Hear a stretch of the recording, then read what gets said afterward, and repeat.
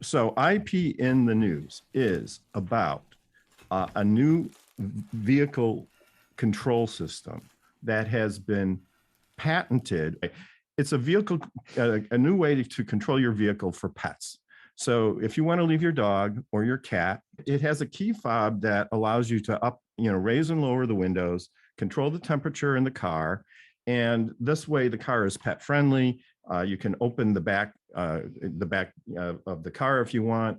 And so it's really neat. And then there's also an alert system that there's a light that shines so that if people walk by, they know that your animal is like being taken care of monitored through this system. Right. So it was issued to Ford Motor Company.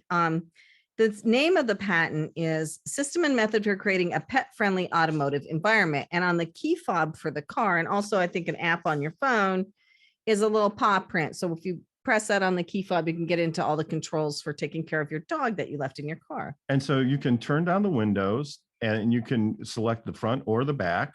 And then you can select like the percentage that you want the window to go down or up. You can open the trunk. You can open the sunroof.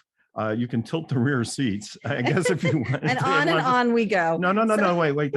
You can play audio. So you can play the radio or the MP3. Passage to Profit for your dog. And then they have the rear air conditioning button too. So that way you can feel safe about your pet. And there's like a monitor that the pet wears too. So you can see how your pet is doing. So whoever invented this must really love dogs.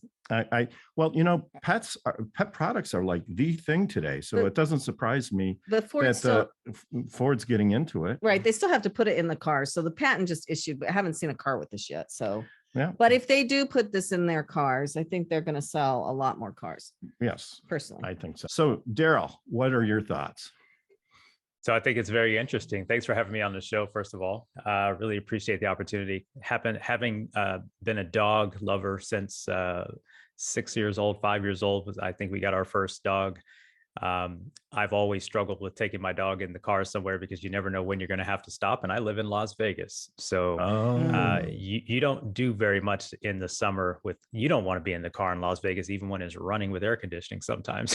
So yeah. I think it's an interesting concept. I think with anything, someone will do that and then forget to turn on the device. It's to me, it like, let's take care of our pets the same way we take care of our kids. At least our dog has 5 beds in the house. I've got 1, if that tells you anything.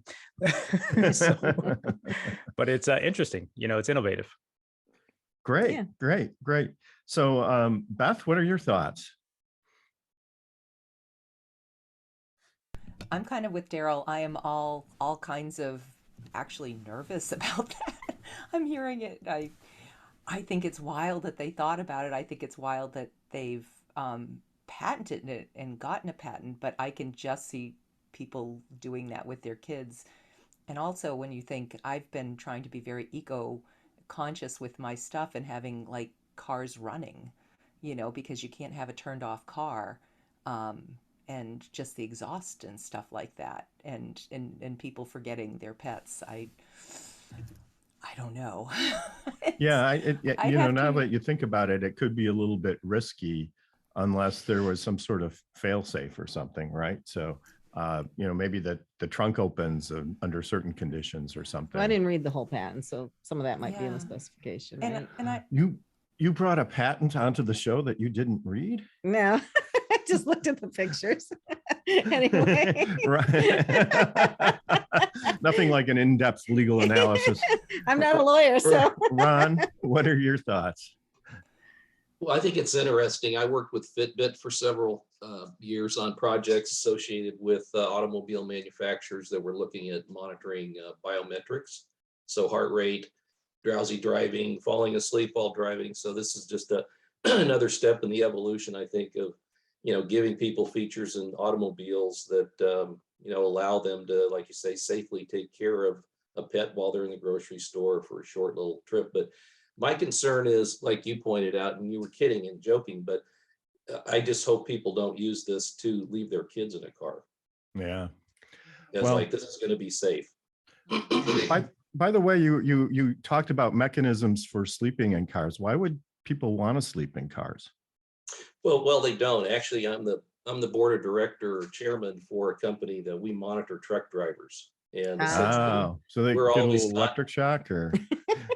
no, nothing like that. There's actually a camera in the truck, and there's an alert system that beeps if they start to. It actually is looking at how fast or how slow they blink their eyes, or if their eyes stay closed for a certain period of time, an alarm will go off in the truck. Wow. Wow. So that's good technology. And yeah, I mean, I don't know. Sometimes when I feel like falling asleep at the wheel, I just ask Elizabeth to drive. And Yeah. like on these long road trips, but it's like no alarm is loud enough to keep me awake. So, but you know, maybe with certain testing that'll work out. Yeah. So Kenya, I know you have a dog. I do have a dog and I have children, right?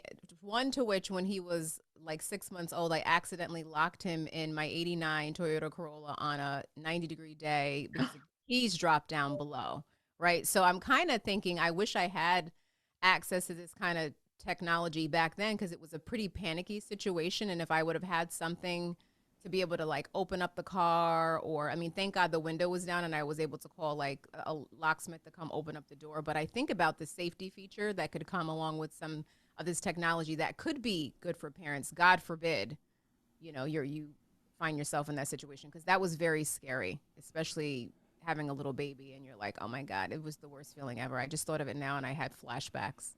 Oh, Yeah, there were a couple times when my kids were growing up that I thought they were going to die. It's like, no, I know. that is. It's But awful. if we had this technology, like, it would be such a godsend to be able to click a button or just be able to open up the car. They didn't have that in the 89 Toyota Corolla. No, Well, so that's great. So great observations. Shall we absolutely. So soldier on? soldier on, but we have to take a commercial break and we'll be right back after this.